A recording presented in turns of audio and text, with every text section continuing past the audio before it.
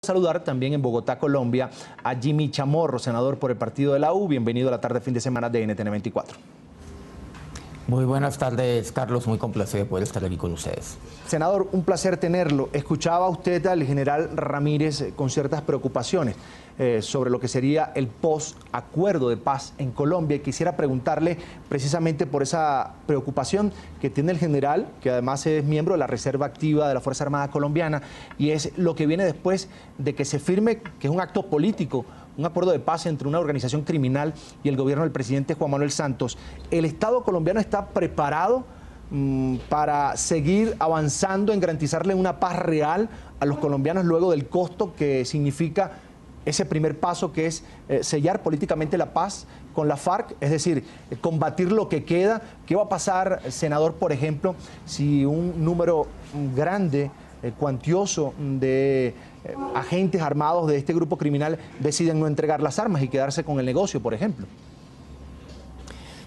El tener preocupaciones es algo legítimo por parte de todos los colombianos y es apenas natural, es apenas obvio. Ya llevamos más de 50 años de guerra y es más, en estos 50 años no hemos recibido sino ataques, vejámenes, asesinatos y todo tipo de agresiones contra la población civil y contra el país en general por parte de las FARC. Entonces, estas preocupaciones son válidas, son legítimas por parte no solamente del cuerpo de reserva, de los altos oficiales del Estado colombiano, sino por parte de todos nosotros. Pero aquí tenemos que también comprender algo.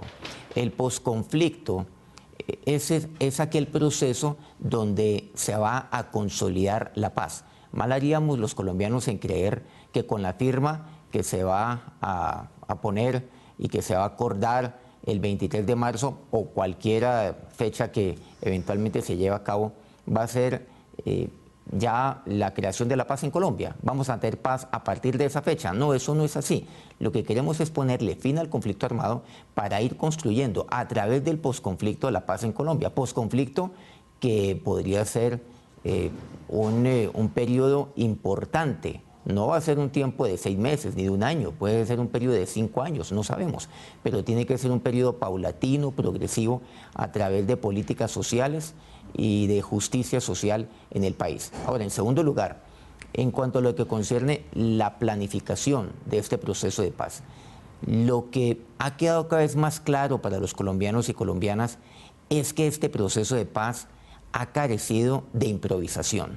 Nunca un proceso de paz en Colombia, bien sean con las FARC o con cualquier otro grupo que inclusive se haya reinsertado en el pasado como los hemos conocido, se ha tenido una planeación tan bien hecha. Pero como toda planeación, obviamente en el camino van sucediendo cosas, van ocurriendo eventualidades que inclusive son ajenas a los cálculos que eventualmente se tenían ya planificados. Ilustro. Han pasado 3 años desde el proceso de paz, un poco más de ese tiempo. Aspiramos obviamente a llegar a esto ahora en marzo o cuando se firme. En este periodo de tiempo han ocurrido, y sobre todo últimamente en los últimos meses, unos hechos que son apenas evidentes, como por ejemplo el tema de la caída del peso, o sea, el fortalecimiento del dólar, que sin duda alguna nos ha abierto un hueco fiscal importante. Hay dólares que ya no están ingresando como antes a Colombia, naturalmente por la baja de los precios del petróleo, entre otras razones. Sí, en el mes de noviembre tuvimos que tramitar, me refiero al año pasado, una reforma a través del cual se adicionaba el presupuesto nacional en 20.4 billones de pesos por esa razón. Pero precisamente tenemos preocupaciones, pero todo aquello lo cual se vaya presentando, siempre debe haber una contingencia y el gobierno en eso ha estado preparado y el Congreso igualmente ha respondido de acuerdo a esto. Usted habla de que Colombia tiene menos recursos financieros para asumir el tema del posconflicto o del posacuerdo. Y muchos colombianos se preguntan si van a ser ellos, precisamente, y se lo preguntaba al general Ramírez, quienes van a correr con esos gastos cuando una sociedad ya está golpeada, como usted lo dice, por la falta de ingresos del país. Bueno, sin duda alguna, las FARC han sido y son un grupo sumamente poderoso en cuanto a su riqueza concierne. Han logrado amasar un volumen de dinero importante a lo largo de todos estos años. No sabemos cuánto es. Una empresa o una firma a nivel mundial ha dicho que las FARC están entre los 5 grupos o 3 al margen de la ley más ricos del mundo.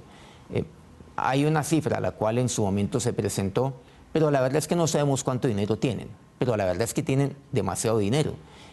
Obviamente que los colombianos lo menos que debemos esperar es que a través de todo este mecanismo, no solamente de verdad, de justicia, sino específicamente de reparación, y la reparación involucra naturalmente una indemnización para las víctimas, pues lo mínimo que tiene que hacer es desembolsar ese dinero no solamente por parte del Estado, sino precisamente por parte de las FARC, que se han enriquecido a costa del dolor de muchos colombianos y colombianas.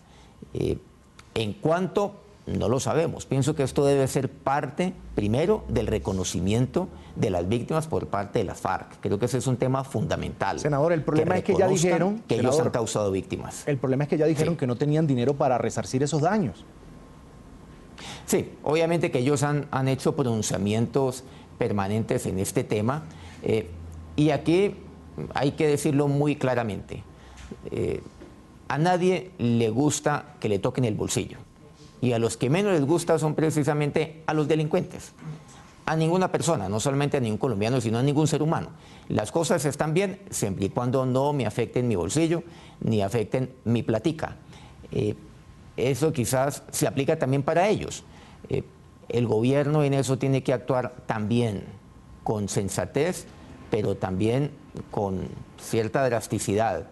De decir, el Estado colombiano está dispuesto y va a poner un dinero importante para reparar a las víctimas y para lo que concierne el posconflicto. Pero ustedes también deben hacerlo, porque ustedes han sido victimarios a lo largo de estos 50 años. Y yo creo que ese es un paso importante que tenemos que dar de aquí en adelante, y esto hace parte naturalmente de la negociación que aspiramos que se siga avanzando rápidamente.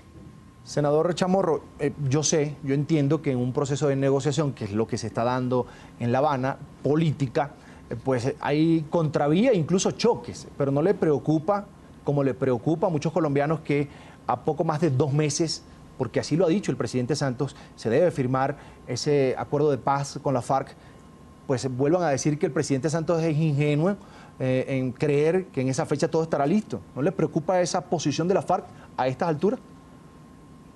Bueno, la fecha del 23 de marzo fue fijada por ambas partes, en aras a ponerle límite a los diálogos. Y creo que en su momento fue un acto importante por parte del gobierno y por parte de la FARC, y se anunció como tal. En este momento podríamos decir que estamos en acuartelamiento de primer grado en La Habana, y tanto el gobierno como la FARC van a estar ahí sentados hasta tanto se llegue a un acuerdo final. Se puso el 23 de marzo, pero en eso creo que esa discusión entre el gobierno y la FARC es secundaria. Lo que los colombianos queremos es que se definan los temas de fondo, concretamente los 5 temas de fondo los cuales se acordaron desde un principio, y naturalmente añadido a esto el mecanismo de refrendación, que sería el 6º. Si eventualmente este acuerdo se firma el 30 de marzo, pues no hay problema, y si sucede el 9 de abril, pues no lo hay. Lo que creo es que en ese orden de ideas el gobierno y la FARC tienen que reiterar que ese fue el plazo el cual entre ambos acordaron para anunciarlo al país, pero que no puede ser una camisa de fuerza para ninguno de ellos. Lo que el país no entendería es que se prolongara muchos meses más. Si eventualmente se prolonga 15 días o inclusive un mes más, creo que eso ya sería un tema secundario. Senador, me queda poco tiempo. Puntual, ¿cuándo comienza la campaña que anunció el partido de la U y el gobierno para promover el sí en esta pregunta que le van a hacer a los colombianos? Esto se va a iniciar muy rápidamente y concretamente a partir del mes de marzo se comenzará una campaña iniciándose de manera oficial una vez se cumplan todos los requisitos del acuerdo y naturalmente se cumplan todas aquellas premisas que debemos cumplir legalmente de acuerdo a la ley que se aprobó y que está en este momento a consideración de la Corte Constitucional en cuanto al plebiscito concierne. Es el senador Jimmy Chamorro por el partido de la U, senador colombiano que nos acompaña desde Bogotá, desde la capital Bogotá. Quiero agradecer que amablemente haya atendido este llamado de la tarde fin de semana de NTN 24. A usted muy amable, Carlos, y un saludo a todos sus televidentes. Siempre bienvenido, senador, un placer.